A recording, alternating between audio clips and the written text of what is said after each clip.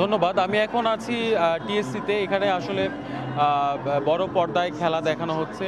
বাংলাদেশের যেই খেলা শুরু থেকে এখানকার আসলে বাংলাদেশের সমর্থকরা বেশ উচ্ছ্বসিত যে জয়ের বিষয়ে। তবে এখন খেলার যে পরিস্থিতি এর মধ্যেও আসলে অনেক দর্শকরা আশাবাদী। আপনারা দেখতে পাবেন যে এখনও হাজারো মানুষ আসলে এই খেলা দেখছে এবং তাদের আগের চেয়ে কিছুটা একটু উত্তেজনা কমে গেছে। তবে প্রতি বল গড়ানোর সাথে সাথে ৪-৬-এর সাথে সাথে তাদের মধ্যে বাড়তি উত্তেজনা বিরাজ করছে।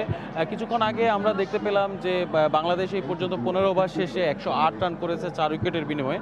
বাংলাদেশকে জিততে হলে এই মুহূর্তে দরকার ৩০ বলে প্রায় ৮৯ রান। তবে এখনও পর্যন্ত আসলে ক্রিকেট যেহেতু অনিশ্চয়তার খেলা, এখনও পর্যন্ত আশা রাখা যায় হয়তো বাংলাদেশ জিততে পারবে, আবার ম্যাচে ফিরতে পারবে। তো একটি বিষয় দর্শকরা আক্ষেপ করছিলেন যে তারা খেলা দেখে যে বিষয়টা দেখেছেন যে বোলিং লাইন না থাকায় এবং মিস ফিল্ডিংয়ের কারণে বেশ কিছু বাড়তি রান আসলে ভারত পেয়ে গেছে। সেটি নিয়ে আসলে দর্শকদের মধ্যে উচ্ছ্বাসের মাঝেও কিছু আক্ষেপ রয়েছে।